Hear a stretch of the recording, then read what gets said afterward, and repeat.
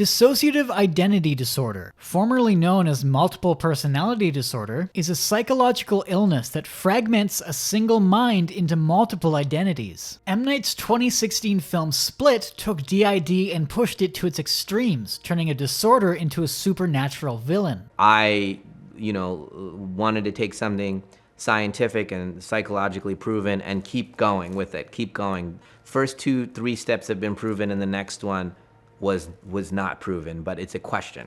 Do you believe it, what I'm suggesting? But when I watched the film, I found myself questioning what was fact and what was fiction. Where is the line that M. Night drew between established scientific data and supernatural fiction? Where is the science in Split, and where did M. Night take a step beyond? To be honest, all of what I was watching seemed far-fetched, even DID itself. I don't believe it.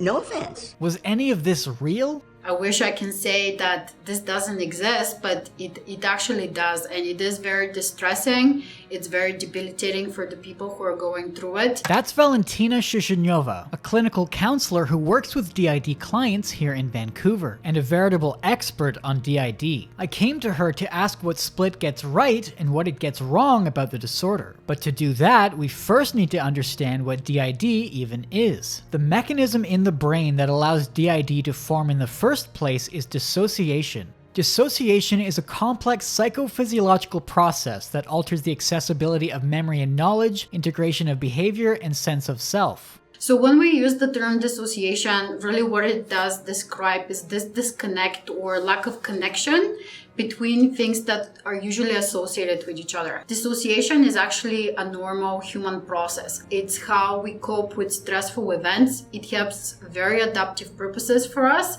and every person will dissociate. It is the degree to dissociation in your daily life will make it pathological and non-adaptive for you, and not the process itself. Like a good way for you to think about how you dissociate, for example, is like if you go into your car and you drive somewhere, and when you arrive there, all of a sudden you realize that you kind of don't remember how you got to this place.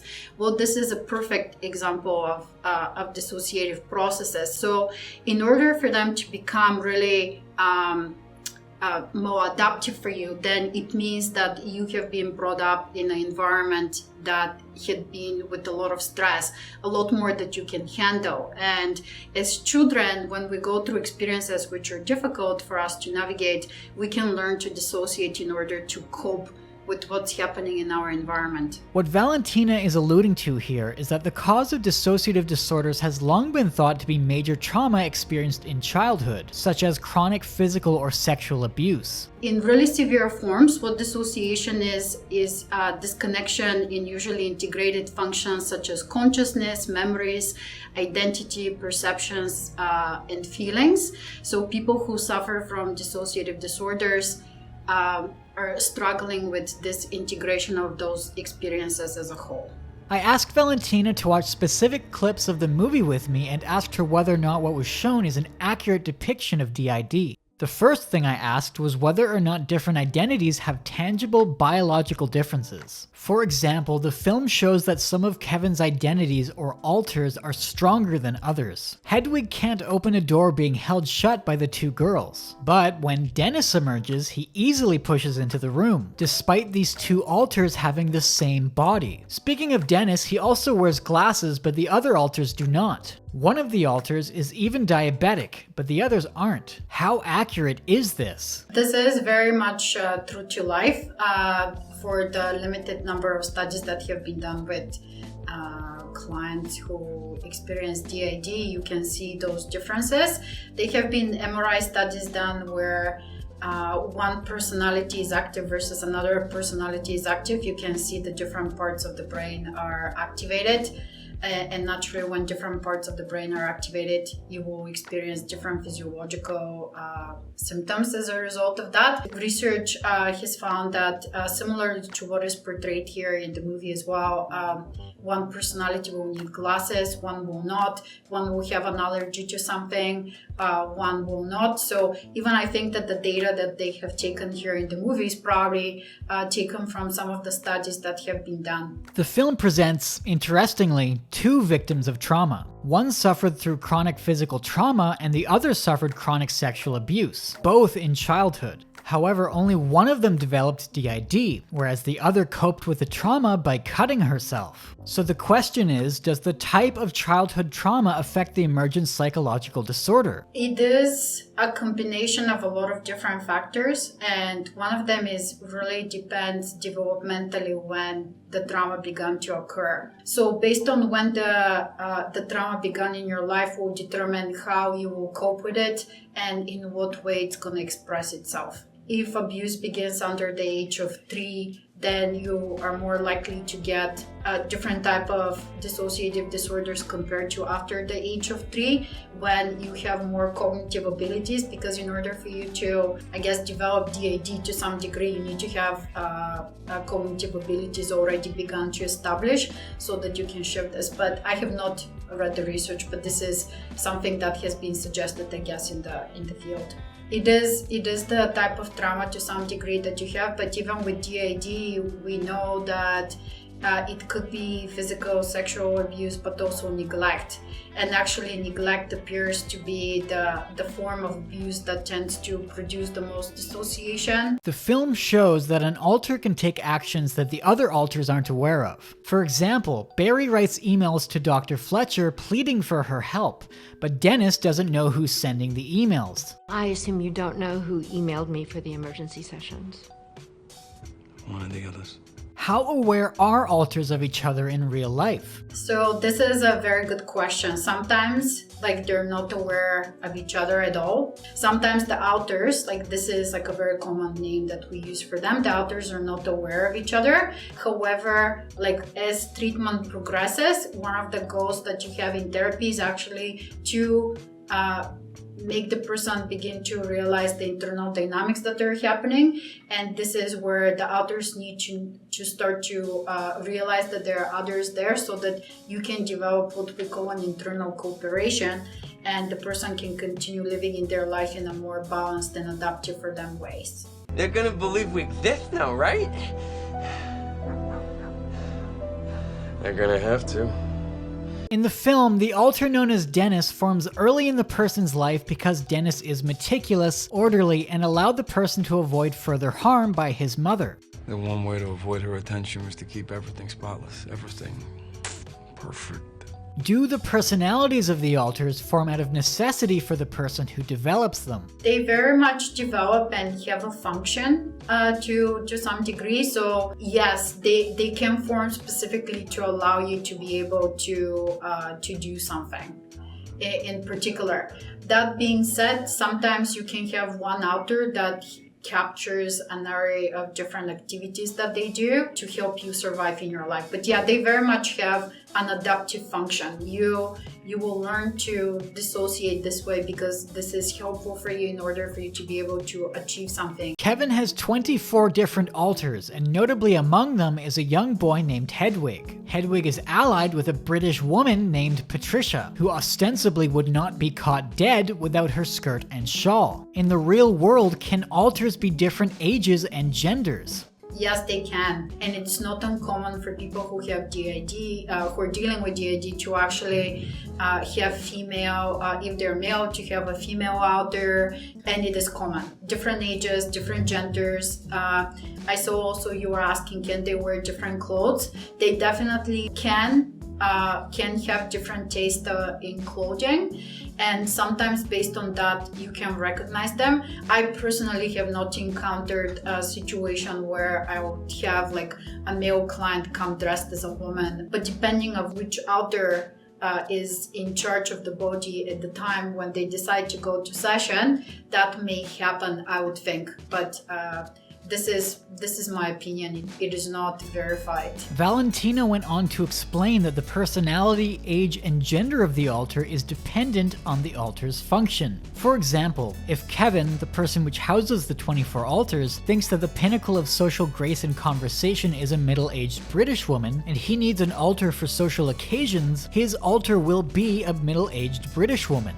But it's important to note that this is a normal process everyone does, not just those with DID. We unconsciously internalize the traits of the people around us, such as our parents or our friends. This naturally occurs over long periods of time. The only difference with DID is that the alters develop and compartmentalize these traits instead of being internalized by a single mind. Late in the film, Dr. Fletcher explains the way alters are organized and become active. You're all in a room in chairs, right? The light is in the middle of the room, and when an alter steps into the light, they become active and control the person. But is this a reasonable interpretation of how identities are organized and become active?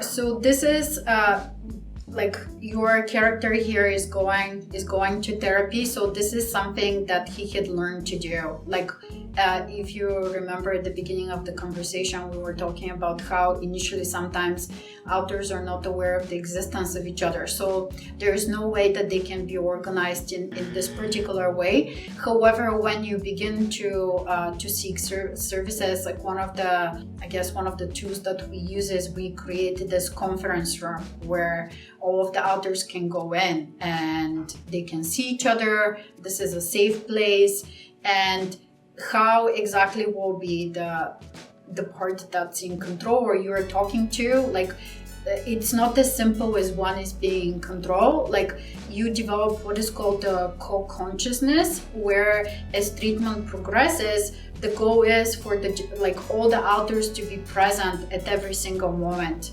and be part of the experience that the person is living. So you can speak to them through one, and you can pinpoint to one and say, well, can I talk to Kevin per se. It's about creating an internal sense of safety where you can be with the different aspects of yourself without having internal antagonisms. Only a few alters are able to become active whenever they want to. Hedwig, for example, is able to become active whenever he feels like it, and can even give or take away the ability from others. I can wish myself in the light anytime I want. It's a special power. Barry just has to keep sitting in his chair if I want him to. As it turns out, this is an accurate representation of DID. Not only can alters give and take away control from others, they can also suppress their memories. That is very true. Some of them will be stronger, and depending again, if you think about the different functions that they have, like if a part is becoming too emotional, then a firefighter, that's what some of those are called, will come in to make sure that this emotion is not felt. And some authors have the function of actually causing amnesia, so you're not even remembering that, and they use this ability to help you deal with things. And I have seen it in session as well, where like a client shows an emotion, we query what's happening for you, and within seconds this is gone, and the client doesn't know that this had just happened because another part of them put the lid on everything and remove the memory of it as well. As previously mentioned, Kevin Wendell Crumb has 24 alters, 23 quote-unquote normal alters, and 1 supernatural. But is that a realistic number of alters for someone with DID?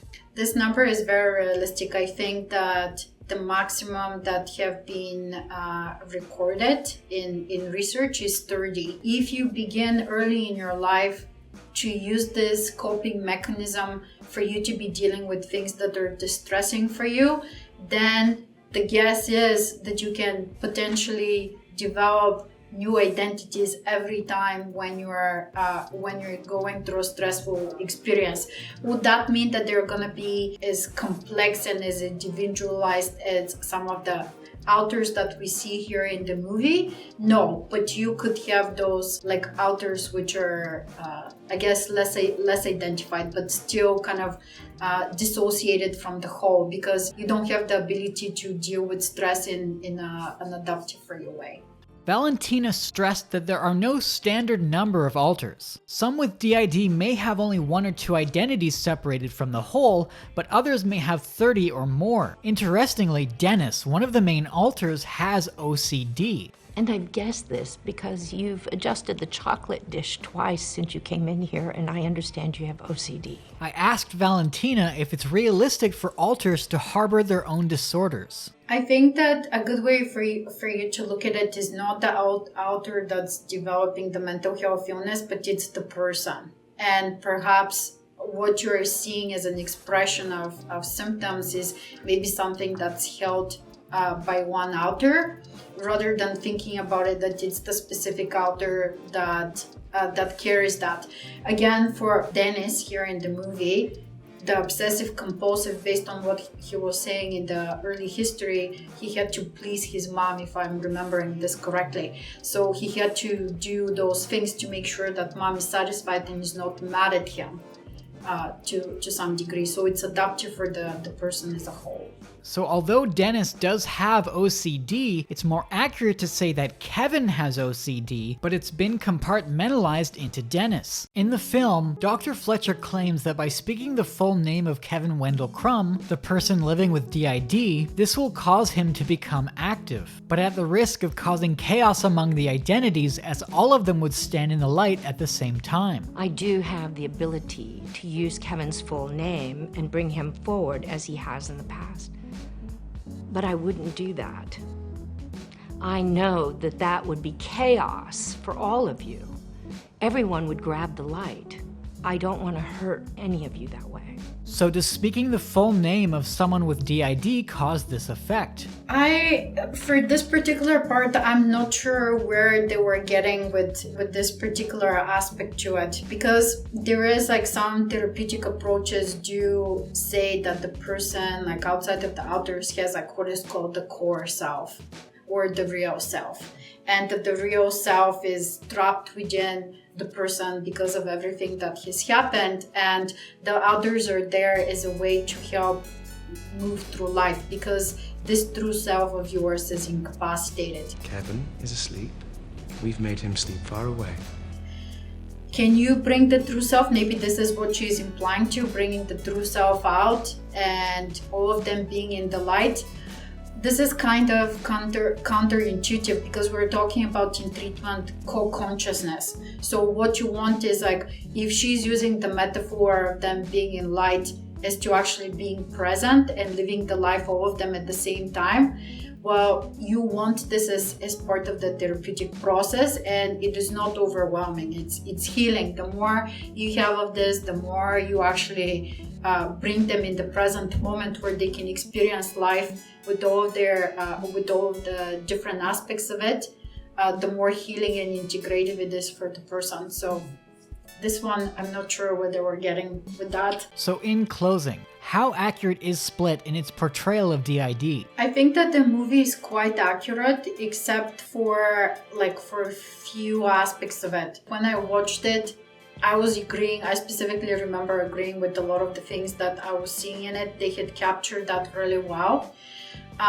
So maybe 70-80% I'll say. Like the things that really outside of what you will see as a presentation is like the ending of the movie with him completely changing biologically, where this idea is very interesting. Actually, that made me think after the movie. I was like, wow, really, like those biological changes that happen, well, what do they mean? So they have taken this idea and had really run with it in like a typical Hollywood kind of style. So this is not realistic. We have not seen people become monsters because they have developed DID, and I'm also not sure with the light and being in the light, this whole piece in regards to that. Also, I have to say the extreme violence in the movie, can it really go to that extent, is something that I don't know. So those things that you have showed me, most of them are very accurate, with the exception of some of those other aspects. But they have done a really good job in their research too. So much to my surprise, it turns out that Split does a very good job representing DID and many aspects of the disorder. The concept of the beast, however, is entirely fictional. As Valentina suspected, M. Night purposely went beyond the science in order to make a more engaging film. It's almost like a question kind of saying, if you believe that you get stressed and your blood pressure goes up, you believe that. Do you believe I give you a pill and it's full of sugar, but I told you it's a cure, and a portion of the population cures themselves of all diseases. Do you believe that? Now I'm going to introduce you to DID, where each individual personality believes they are who they are 100%. One personality has diabetes, one has high cholesterol, one can't see, blah, blah, blah, each one, and their body changes chemically as they get to that belief system. And now I have you right there. And again, that's being debated around the world right now, what I just said. Now I'm gonna ask one more question. And that's the one no one's asked, which I'm asking, which is, what if a person with DID thought one of its personalities was supernatural? Would they have supernatural powers? But since Hollywood likes to take that step beyond the science, the best way to learn about mental illness is through appropriate and proven sources, not by watching a movie. If you are suffering from DID and would like to get help, Valentina recommends Coping with Trauma-Related Dissociation, which can help you better understand your disorder and will teach you skills that will improve your daily functioning. You can also meet with a therapist such as Valentina, but she cautioned that waitlists can be very long, and that if it's not covered by insurance, it can get very expensive. If you do plan on going into therapy, you should look for someone specifically trained to work with DID clients, as most therapists are not trained in this area. I want to give Valentina a big thank you for being so accommodating on this project. For a host of reasons, this video was nearly a year in the making, but it appears we're just in time as the sequel is right around the corner. A big thank you to Tree Shaker Tucker, who is currently my only patron, and if you want to be as cool as him, head over to patreon.com/filmherald. Thanks for watching, and until next time, this has been the Film Herald.